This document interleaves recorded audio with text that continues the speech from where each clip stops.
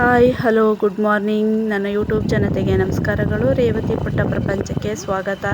ಇದೇನಿದು ಬೆಳಿಗ್ಗೆನೇ ಬೈಕಲ್ಲಿ ಎಲ್ಲೊರಟ್ರು ಇವರು. ಗುಡ್ ಮಾರ್ನಿಂಗ್ ಹೇಳ್ತಿದ್ದಾರೆ. ನೋಡಿದ್ರೆ ಕತ್ಲೆ ಇದೆ ಅನ್ಕೋತಿದ್ದೀರಾ. ನೋಡಿ ಇನ್ನೂ ಸೂರ್ಯನೂ ಮುಡಿಲ್ಲ. ಫಸ್ಟ್ ಗಾಡಿಗೆ ಹೊರಡಬೇಕಿತ್ತು. ನಿಮಗೆ ಹಿಂದಿನ ಬ್ಲಾಗಲ್ಲೇ ಹೇಳಿದ್ದೆ, ಒಂದು ಹೊಸ ಮನೆ ಇದೆ ಅಲ್ಲಿಗೆ ಹೊರಡ್ತಿದ್ದೀವಿ ಅಂತ ಅಂದ್ಬಿಟ್ಟು ಅಲ್ಲಿಗೆ ಹೊರಡ್ತಾ ಇದ್ದೀವಿ. ಫಸ್ಟ್ ಗಾಡಿಗೆ ರೆಡಿಯಾಗಿ ಹೊರಟಿದ್ರಿಂದ ಸ್ವಲ್ಪ ಕತ್ಲಿತ್ತು ಅಂತಲೇ ಹೇಳ್ಬೋದು. ಇನ್ನು ನಾನು ರೆಡಿಯಾಗಿ ಯಾವ ಸೀರೆ ಉಟ್ಕೊಂಡಿದ್ದೀನಿ ಎಲ್ಲ ನಿಮಗೆ ತೋರಿಸ್ತೀನಿ ಬನ್ನಿ. ಕತ್ಲೆಯಲ್ಲಿ ಏನೂ ಸರಿಯಾಗಿ ತೋರ್ಸೋಕ್ಕಾಗಲಿಲ್ಲ. ನನಗೂ ಗಡಿಬಿಡೀಲಿ ಅರ್ಜೆಂಟಲ್ಲಿ ಏನು ವೀಡಿಯೋನು ಮಾಡ್ಕೊಳಕ್ಕಾಗಲಿಲ್ಲ. ಯಾಕೆಂದರೆ ಬೇಗ ಹೊರಡಬೇಕಿತ್ತು, ಇಲ್ಲಾಂದರೆ ಬಸ್ ಮಿಸ್ ಆಗಿಬಿಡುತ್ತೆ ಅಂತ ಅಂದ್ಬಿಟ್ಟು ಅರ್ಜೆಂಟಲ್ಲಿ ಏನು ವೀಡಿಯೋ ಮಾಡೋಕ್ಕೆ ಹೋಗಲಿಲ್ಲ. ಇನ್ನು ನನಗೆ ಸರಿಯಾಗಿ ಪಿನ್ ಮಾಡ್ಕೊಳಕ್ಕೂ ಆಗಲಿಲ್ಲ. ಸಿಂಪಲಾಗಿ ಒಂಟಿ ಪಿನ್ ಮಾಡಿಕೊಂಡು ಹೊರಟ್ವಿ ಅಂತಲೇ ಹೇಳ್ಬೋದು. ಇನ್ನು ನಾವು ಎಲ್ಲಿಗೆ ಹೊರಡ್ತಿರೋದು ಅಂದರೆ ನಾವು ಚಿಕ್ಕಮಂಗ್ಳೂರಿಗೆ, ಗುಂಡ್ಲುಪೇಟೆ ಟು ಚಿಕ್ಕಮಂಗ್ಳೂರು. ನಾವು ಡಿಸೈಡ್ ಮಾಡಿದ್ವಿ ಬೆಳಿಗ್ಗೆನೇ ಹೋಗಿ ಸಂಜೆಗೆ ನೈಟು ಮುಗಿಸ್ಕೊಂಡು ಬಂದ್ಬಿಡೋಣ ಅಂತ ಅಂದ್ಬಿಟ್ಟು ಡಿಸೈಡ್ ಮಾಡಿದ್ವಿ. ಅದಕ್ಕೆ ಬೇಗ ಹೊರಡಬೇಕಾಯಿತು. ಇನ್ನು ನಾವು ಅಲ್ಲಿ ಅಮ್ಮ ಅವರು ಬರ್ತೀನಿ ಅಂತ ಹೇಳಿದರು, ಹಂಗೇ ಆಂಟಿ ಅವರು ಬರ್ತೀನಿ ಅಂತ ಹೇಳಿದರು. ಹಂಗೆ ಒಬ್ಬೊಬ್ಬರಾಗಿ ಎಲ್ಲ ಬಸ್ ಹತ್ಕೊಂಡ್ರು. ಇನ್ನು ನಾವು ಮೈಸೂರಿಗೆ ಹೊರಟ್ವಿ. ಮೈಸೂರಿಗೆ ಸುಮಾರು 5 ಗಂಟೆ ಅಷ್ಟರೊಳಗೆಲ್ಲ ಹೊರಟ್ವಿ ಅಂತಲೇ ಹೇಳ್ಬೋದು. ಬೇಗನೆ ತಲುಪಿಬಿಟ್ರು, ಬೆಳಿಗ್ಗೆ ಅಲ್ವಾ, ಬೇಗನೆ 5:15ಗೆಲ್ಲ ಹೊರಟ್ಬಿಟ್ವಿ ನಾವು ಅಲ್ಲಿಗೆ. ಇನ್ನು ಮೈಸೂರು ಬಸ್ ಸ್ಟ್ಯಾಂಡಲ್ಲಂತೂ ಬೆಳಗ್ಗೆ ಅಷ್ಟೊತ್ತಿಗೆ ಫಸ್ಟ್ ಗಾಡಿಗೆ ಹೋದ್ರೂ ಅಲ್ಲಿ ಬಸ್ ಇರಲಿಲ್ಲ. ಸ್ವಲ್ಪ ಹೊತ್ತು ಕಾಯಲೇಬೇಕಾಯಿತು. 1:45 ಗಂಟೆನೇ ಕಾದ್ವಿ ಅಂತಲೇ ಹೇಳ್ಬೋದು. ಇನ್ನು ಅಲ್ಲೂ ಸ್ವಲ್ಪ ಹೊತ್ತು ಕಾದ್ಬಿಟ್ಟು ಅಮ್ಮ ಅವ್ರಿಗೆಲ್ಲ ಫೋನ್ ಮಾಡಿಕೊಂಡು ಬನ್ನಿ ಬಸ್ ಬರ್ತಿದೆ, ನಾವು ಈ ಬಸ್ಗೆ ಹೊರಟಿದ್ದೀವಿ ಅಂದ್ಕೊಂಡು ಅವ್ರಿಗೂ ಎಲ್ಲ ಹೇಳ್ಕೊಂಡು ಹೊರಟ್ವಿ ಅಂತಲೇ ಹೇಳ್ಬೋದು. ಇನ್ನು ಅಲ್ಲೂ ಹೊರಟ ಮೇಲೆ ಅಲ್ಲಿ ಮಕ್ಕಳು ಅದೇ ಗಾಡೀಲಿ ದಾರೀಲಿ ಅಮ್ಮ ಮಕ್ಕಳು ಎಲ್ಲ ಹತ್ಕೊಂಡ್ರು. ಇನ್ನು ಮಕ್ಳಿಗಂತೂ ಖುಷಿಯಾಗ್ಬಿಡ್ತು ನಮ್ಮನ್ನು ನೋಡಿ. ಓ ಅತ್ತೆ ಇದೇ ಬಸ್ಸಲ್ಲಿ ಹತ್ತಿದ್ದಾರೆ ಅಂತ ಅಂದ್ಬಿಟ್ಟು. ಇನ್ನು ಅವನು ತುಂಬ ಖುಷಿಯಾಗಿದ್ದ ನೋಡ್ಬಿಟ್ಟು. ನಾನು ಕ್ಯಾಮ್ರಾ ಹಿಡಿದ ತಕ್ಷಣ ಮಾತೇ ಆಡ್ತಿಲ್ಲ, ಫುಲ್ ಸೈಲೆಂಟ್ ಆಗಿಬಿಟ್ಟು ಪಿಣಿ ಅಂತ ಕಣ್ಬಿಟ್ಕೊಂಡು ಮೇಲೆ ಕೆಳಗಡೆ ನೋಡ್ತಾ ಕೂತಿದ್ದ. ಮಾತಾಡು ಅಂತ ಎಷ್ಟು ಮಾತಾಡ್ಸಿದ್ವಿ, ಮಾತಾಡಲೇ ಇಲ್ಲ. ಇನ್ನು ನಾವು ಆಯಿತು ಸರಿ ಅವ್ನು ಮಾತಾಡಲ್ಲ ಅಂತ ಅಂದ್ಬಿಟ್ಟು ಸುಮ್ಮನಾದ್ವಿ. ಇನ್ನು ಬೆಳಕಂತೂ ಅವಾಗ ತಾನೇ ಬೆಳಕಾಗ್ತಿತ್ತು, ನೋಡ್ಬೋದು ನೀವು. ಇನ್ನು ನಾವು ಕೂತ್ಕೊಂಡು ಹೊರಟ್ವಿ ಅಂತಲೇ ಹೇಳ್ಬೋದು. ಹೊರಡ್ತಾ ಬಸ್ಸು ಎಷ್ಟು ರಶ್ ಆಗೋಯ್ತು ಅಂದರೆ ಅಷ್ಟು ಫುಲ್ ರಶ್ ಆಗೋಯ್ತು. ಇನ್ನು ಕೆ ನಗರ ಹತ್ರ ಹೊರಡ್ತಾ ಇನ್ನು ಆಂಟಿಯವರು ಬಂದರು, ಅಲ್ಲೇ ಜಾಯ್ನ್ ಆದರು. ಸದ್ಯ ಏನಂದರೆ ನಮ್ಮೆಲ್ರಿಗೂ ಸೀಟ್ ಸಿಕ್ತು ಅಂತಲೇ ಹೇಳ್ಬೋದು. ಅಲ್ಲಿ ಯಾರೋ ಒಬ್ಬರು ಇಳ್ಕೊಂಡ್ರು, ಆಂಟಿಗೂ ಸೀಟ್ ಮಾಡ್ಕೊಂಡ್ವಿ, ಅವ್ರಿಗೂ ಸೀಟ್ ಸಿಕ್ತು. ಇನ್ನು ಅವರು ಹತ್ಕೊಂಡ್ರು. ಯಾಕೆಂದರೆ ಮಕ್ಕಳಿದ್ದಿದ್ದರಿಂದ ಆಂಟಿನೂ ಮಕ್ಕಳು ಕರ್ಕೊಬಂದಿದ್ರು, ಇವರು ಮಕ್ಕಳು ಕರ್ಕೊಬಂದಿದ್ರು. ನಮ್ಮ ಮನೇಲಿ 2 ಮಕ್ಕಳಿದ್ದಿದ್ದರಿಂದ ಸುಮಾರು ಮಕ್ಕಳು ಕರ್ಕೊಂಡು ಹೋಗೋದು ಎಷ್ಟು ಹಿಂಸೆ ಗೊತ್ತಲ್ಲ ನಿಮಗೆ. ಲಾಂಗ್ ಜರ್ನಿ, ಅದರಲ್ಲೂ ಅದು ತುಂಬ ಹಿಂಸೆನೇ ಆಗೋಯ್ತು ಅಂತಲೇ ಹೇಳ್ಬೋದು. ಯಾಕೆಂದರೆ ಮಕ್ಕಳು ಯಾರ ಹತ್ರಕ್ಕೂ ಹೋಗ್ತಿರ್ಲಿಲ್ಲ. ಅವ್ರ ಅಮ್ಮನ ಬಿಟ್ಟು ಅವ್ರ ಅಮ್ಮನ ಹತ್ರನೇ ಇರಬೇಕು ಅಂತ ಹಠ ಮಾಡ್ತಿದ್ರು. ಇನ್ನು ಅಲ್ಲಿ ಹೋಗ್ತಾ ಹಾಸನದ ಹತ್ರ ರೈಲ್ವೆ ಸ್ಟೇಷನ್ ಅಂದರೆ ರೈಲ್ವೆ ಗೇಟ್ ಬರುತ್ತಲ್ಲ, ಟ್ರೈನ್ ಇದಾಗುತ್ತೆ, ಮೂವ್ ಆಗುತ್ತೆ ಅಂದ್ಬಿಟ್ಟು ಬಸ್ ನಿಲ್ಲಿಸಿದ್ರು. ಇನ್ನು ಅಲ್ಲಿ ಮಾವಿನ ಗಿಡ ಅಂತೂ ಎಷ್ಟು ಚೆನ್ನಾಗಿತ್ತು, ಮಾವಿನಕಾಯಿ ಎಲ್ಲ ಎಷ್ಟು ಚೆನ್ನಾಗಿ ಹಚ್ಚಿತ್ತು ಅಂದರೆ ಅದನ್ನು ನೋಡ್ತಾ ಇದ್ವಿ ಹಂಗೇ. ಇನ್ನು ಮಕ್ಕಳಂತೂ ಟ್ರೈನ್ ಬರುತ್ತೆ ಅಂತ ಸ್ವಲ್ಪ ಖುಷಿ ಆಗ್ಬಿಟ್ರು. ಇನ್ನು ಟ್ರೈನ್ ಬಂತು ಅಂತ ಅವ್ರ ಸ್ವಲ್ಪ ಅಲ್ಲಿ ಖುಷಿಯಾದರು ಅಂತಲೇ ಹೇಳ್ಬೋದು. ನಾವು ಅಷ್ಟೇ ಅಲ್ವಾ, ಚಿಕ್ಕದ್ರಲ್ಲಿ ಒಂಥರ ಬಸ್ ಬರಲಿ ಟ್ರೈನ್ ಬರಲಿ ಏನೇ ನೋಡಿದ್ರು ಹೊಸ ಇದು ಅವ್ರಿಗೆಲ್ಲ ಹೊಸ್ದಾಗೇ ಇರುತ್ತೆ. ಇವಾಗ ನೋಡ್ತಿರ್ತಾರಲ್ಲ ಎಲ್ಲ ಒಂದೊಂದು ಏನೇ ನೋಡಿದ್ರು ಅವ್ರಿಗೆ ಹೊಸ ಪರಿಚಯ ಆದಂಗೆ. ನಾವು ಅಷ್ಟೇ ತಾನೇ, ಚಿಕ್ಕದ್ರಲ್ಲಿ ಯಾವುದಾದ್ರೂ ಬಸ್ ಹೋದರೆ ಸಾಕು ಟಾಟಾ ಮಾಡ್ತಿದ್ವಿ. ಅದೆಲ್ಲ ನೆನಪಾಯಿತು ಆ ಮಕ್ಕಳು ಖುಷಿ ಪಡೋದು ನೋಡ್ಬಿಟ್ಟು. ಇನ್ನು ಅವರಂತೂ ಉದ್ದಕ್ಕೆ ಹೊತ್ಕೊಂಡು ಚಂಡಿ ಮಾಡಿಕೊಂಡು ಅವ್ರ ಅಮ್ಮನ ಬಿಟ್ಟು ಬರಲೇ ಇಲ್ಲ ಮಕ್ಳುಗಳು. ನಾವು ಏನೇನೋ ಮಾಡಿ ಸಾಹಸ ಮಾಡಿ ಎತ್ಕೊಳ್ಳೋಕ್ಕೆಲ್ಲ ನೋಡಿದ್ವಿ.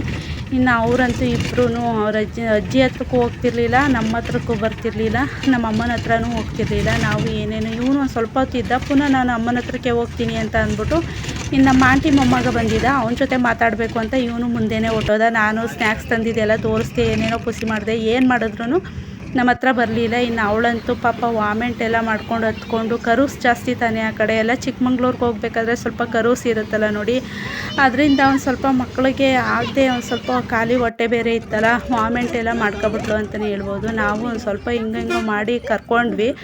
ಆದ್ರೂ ಅವಳು ಅವ್ರ ಅಮ್ಮನ ಹತ್ರ ಹೋಗಬೇಕು ಅಂತ ಹಠ ಮಾಡ್ಕೊಂಡು ಹೊಟ್ಟೆ ಹೋದ್ಲು. ಇನ್ನು ನಾವು ಅಷ್ಟರೊಳಗಡೆ ಚಿಕ್ಕಮಂಗ್ಳೂರಿಗೆ ತಲುಪಿದ್ವಿ ಅಂತಲೇ ಹೇಳ್ಬೋದು.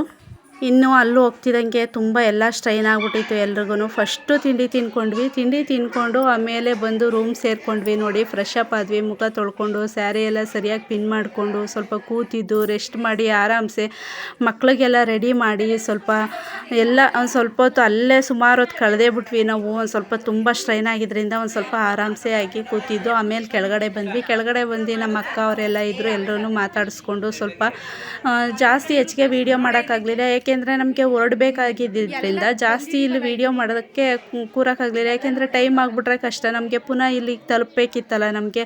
ಅದಕ್ಕೆ ಫಸ್ಟು ಇನ್ನು ಊಟದ ಕಡೆಗೆ ಹೊರಟ್ವಿ ಅಂತಲೇ ಹೇಳ್ಬೋದು. ಎಲ್ಲರನ್ನೂ ಮಾತಾಡಿಸ್ಕೊಂಡು ಬಂದಿರೋರ್ನೆಲ್ಲರನ್ನೂ ಸ್ವಲ್ಪ ಹೊತ್ತು ಕೂತಿದ್ದು ನಿಂತಿದ್ದು ಎಲ್ಲರನ್ನೂ ಮಾತಾಡಿಸ್ಬಿಟ್ಟು ಇನ್ನು ಪಟ ಅಂತ ಫಸ್ಟು ಹೊರಟ್ಬಿಡೋಣ, ಊಟ ಮಾಡ್ಕೊಬಿಟ್ರೆ ಸರಿ, ಇನ್ನು ಊಟ ಮಾಡಿಬಿಟ್ರೆ ಸ್ವಲ್ಪ ಹೊತ್ತು ಕೂತಿದ್ದು ಹೊರಟ್ಬಿಡ್ಬೋದು ಅಂತ ಅಂದ್ಬಿಟ್ಟು ಎಲ್ಲ ಮಾತಾಡಿಸ್ಕೊಂಡು ಎಲ್ಲರೂ.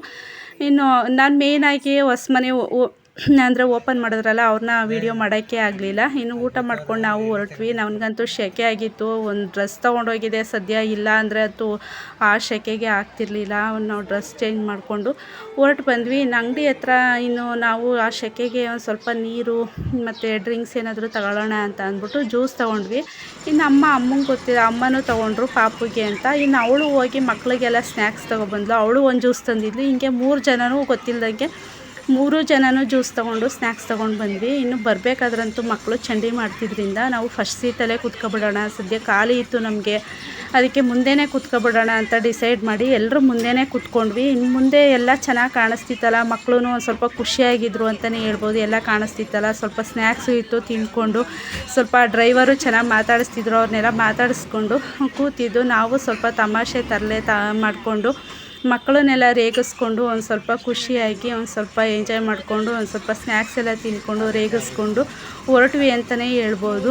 ಏನು ಮಕ್ಕಳು ಕರ್ಕೊಂಬರೋದು ತಮಾಷೆನ ಹೇಳಿ, ನಿಜವಾಗ್ಲೂ ಲಾಂಗ್ ದೂರಕ್ಕೆ ಆಗೋದೇ ಇಲ್ಲ.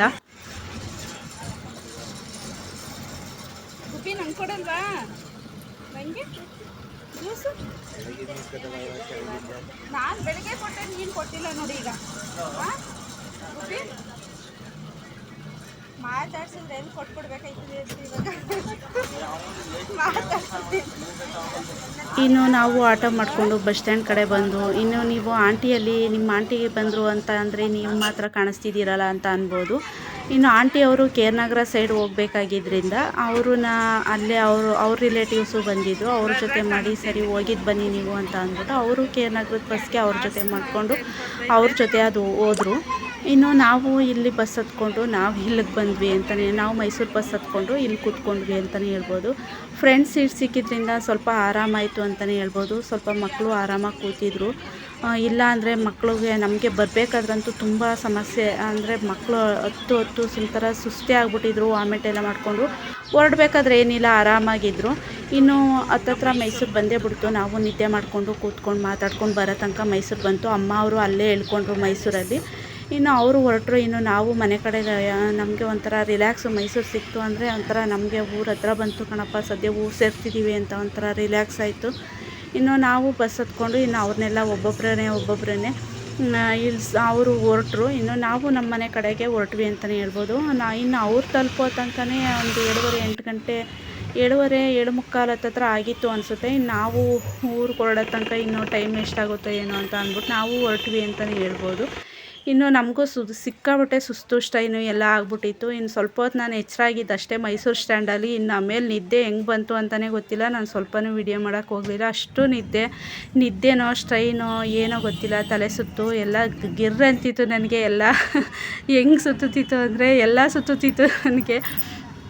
ಇನ್ನು ನಮ್ಮನೆಯವರು ಇನ್ನು ಸರಿ ನೀನು ನಾನು ಗಾಡಿ ತರ್ತೀನಿ, ನೀನು ಅಲ್ಲೇ ನಮ್ಮನೆ ಹತ್ರ ಒಂದು ಸ್ಟಾಪ್ ಕೊಡ್ತಾರೆ, ಅಲ್ಲೇ ಇಳ್ಕೊಂಡು ಹೊರ್ಟೋಗು ಅಂತಿದ್ರು. ಇಲ್ಲ ನನ್ನ ಕೈಲಿ ಆಗೋಲ್ಲ, ಏಕೆಂದರೆ ನನಗೆ ನಡೆಯೋಕ್ಕೂ ಆಗ್ತಿಲ್ಲ, ಅಷ್ಟು ತಲೆ ಸುತ್ತುತ್ತಿದೆ ನನಗೆ. ತಲೆ ಸುತ್ತುತ್ತಿದೆಯೋ ಸ್ಟ್ರೈನ್ ಆಗ್ತಿದೆಯೋ ಇಲ್ಲ ನಿದ್ದೆ ಮಾಡಿಲ್ವಲ್ಲ ಸರಿಯಾಗಿ, ಅದಕ್ಕೆ ಆ ಥರ ಆಗ್ತಿದೆಯೋ ಏನೋ ಗೊತ್ತಿಲ್ಲ ನನಗಂತೂ ನಡೆಯೋಕ್ಕಾಗ್ತಿಲ್ಲ. ಎಲ್ಲಾದರೂ ಬಿದ್ದೋಗ್ಬಿಡ್ತೀನೇನೋ, ನನ್ನ ಕೈಲಿ ಆಗೋಲ್ಲ, ಬನ್ನಿ ನಾನು ನಿಮ್ಮ ಜೊತೆನೇ ಬರ್ತೀನಿ ಅಂತ ಅಂದ್ಬಿಟ್ಟು ಅವ್ರ ಜೊತೆನೇ ಬಸ್ ಸ್ಟ್ಯಾಂಡ್ಗೆ ಹೋಗಿ ಗಾಡಿ ಎತ್ಕೊಂಡು ಮನೆಗೆ ಹೋದ್ವಿ ಅಂತಲೇ ಹೇಳ್ಬೋದು. ನಾನು ಮನೆಗೆ ಹೋಗಿ ಏನೂ ವೀಡಿಯೋ ಮಾಡೋಕ್ಕಾಗಲಿಲ್ಲ, ಏಕೆಂದರೆ ಅಷ್ಟು ಕಾಲೆಲ್ಲ ಊದ್ಕೊಂಡು ಫುಲ್ ಸುಸ್ತಾಗಿ ಸ್ಟ್ರೈನ್ ಆಗಿಬಿಟ್ಟಿತ್ತು. ಎಷ್ಟೊತ್ತಿಗೆ ಮಲಗ್ತೀನೋ ಅನ್ನಂಗೆ ಆಗ್ಬಿಟ್ಟಿತ್ತು. ತುಂಬ ದಿನ ಆಗಿತ್ತು ಹೊರಗಡೆ ಹೋಗಿ, ಅದರಲ್ಲೂ ಲಾಂಗ್ ಡ್ರೈವ್ ಹೋಗಿ ತುಂಬ ದಿನ ಆಗಿತ್ತು. ಹತ್ತತ್ರ ಓಡಾಡ್ತಿದ್ವಿ ಇಲ್ಲ ಅಂತಲ್ಲ, ಅದರಲ್ಲೂ ಒಂದೇ ದಿನಕ್ಕೆ ಅಷ್ಟು ದೂರ ಹೋಗಿ ಬರೋದು ತುಂಬ ಸ್ಟ್ರೈನೇ ಆಗುತ್ತೆ ಅಂತಲೇ ಹೇಳ್ಬೋದು. ಇನ್ನೂ ನೈಟ್ ಏನೂ ವೀಡಿಯೋ ಮಾಡಲಿಲ್ಲ. ಬೆಳಗ್ಗೆ ಎದ್ದು ನನ್ನ ಮಗನಿಗೆ ಕಾಲೇಜಿಗೆ ಲೇಟ್ ಆಗುತ್ತಲ್ಲ ಅಂತ ಅಂದ್ಬಿಟ್ಟು ಮ್ಯಾಗಿ ಮಾಡಿಕೊಟ್ಟೆ. ಇನ್ನು ನೆಕ್ಸ್ಟ್ ವೀಡಿಯೋದಲ್ಲಿ ಸಿಗ್ತೀನಿ. ಇನ್ನು ನೋಡಿದ್ರಲ್ಲ Chikmagalur to Gundlupet to Chikmagalur journey ಇದಾಗಿತ್ತು. ಏನು ಹೆಚ್ಚಿಗೆ ವೀಡಿಯೋ ಮಾಡೋಕ್ಕಾಗಲಿಲ್ಲ, ಏಕೆಂದರೆ ಬರೀ ಜರ್ನಿನೇ ಆಗಿದ್ದರಿಂದ ಹೊಸ್ಮನೆ ಅವೆಲ್ಲ ಜಾಸ್ತಿ ತೋರ್ಸೋಕ್ಕಾಗಲಿಲ್ಲ. ಅವರು ಪೂಜೆಲೆಲ್ಲ ಗಡಿಬಿಡಿಯಲ್ಲಿದ್ದರು, ನಾವು ಗಡಿಬಿಡಿಯಲ್ಲಿದ್ವಿ. ಇನ್ನು ಹೋಗಿದ್ದು ಬರೋದ್ರಿ ಒಂದೇ ದಿನದಲ್ಲಿ ಹೋಗಿದ್ದು ಬರಬೇಕಾಗಿದ್ದರಿಂದ ಹೆಚ್ಚಿಗೆ ಏನೂ ಆಗಲಿಲ್ಲ. ಜರ್ನಿ ಲಾಗೇ ಜಾಸ್ತಿ ಆಗಿತ್ತು ಅಂತ ಅನಿಸುತ್ತೆ. ಇರಲಿ ಪರವಾಗಿಲ್ಲ, ಮುಂದಿನ ದಿನಗಳಲ್ಲಿ ಇನ್ನೂ ಇಂಪ್ರೂವ್ಮೆಂಟ್ ಮಾಡ್ಕೊಳ್ಳೋಣ, ಬೇಗ ಬೇಗ ಎಲ್ಲನೂ ತೋರಿಸೋದಕ್ಕೆ. ಇದು ಯಾವಾಗ ಬರುತ್ತೋ ಏನೋ ಗೊತ್ತಿಲ್ಲ ವೀಡಿಯೋ. ನಾನು ಇನ್ನು ಈ ವೀಕಲ್ಲಿ ಸ್ವಲ್ಪ ಹೊಸ್ಮನೆಗಳು ಎಲ್ಲ ಜಾಸ್ತಿ ಇರೋದ್ರಿಂದ, ಓಡಾಟ ಜಾಸ್ತಿ ಇರೋದ್ರಿಂದ ಸ್ವಲ್ಪ ಲೇಟಾಗಿ ಬರ್ಬೋದು ಅಂತ ಅನಿಸುತ್ತೆ. ನಿಮಗೆಲ್ಲ ಇಷ್ಟ ಆಗಿರುತ್ತೆ, ಶಾರ್ಟಾಗಿ ಹಾಕಿದ್ದೀನಿ ಈ ವಿಡಿಯೋ, ನಿಮಗೆಲ್ಲ ಇಷ್ಟ ಆಗಿರುತ್ತೆ ಅಂತ ಅಂದ್ಕೊಂಡಿದ್ದೀನಿ. ಇಷ್ಟ ಆಗಿದ್ದರೆ ಲೈಕ್ ಮಾಡಿ, ಶೇರ್ ಮಾಡಿ, ಸಬ್ಸ್ಕ್ರೈಬ್ ಮಾಡಿ, ಬೆಲ್ ಬಟನ್ ಒತ್ತಿ ಆಲ್ ಅಂತ ಬರುತ್ತೆ. ನನ್ನ ಎಲ್ಲ ವೀಡಿಯೋಗಳು ನಿಮಗೆ ಬಂದು ತಲುಪುತ್ತೆ. ಮತ್ತು ನಮ್ಮ ವಿಡಿಯೋನ ಫಾಲೋ ಮಾಡಿ. ಮತ್ತೆ ಸಿಗ್ತೀನಿ, ಅಲ್ಲಿವರೆಗೂ ಬಾಯ್.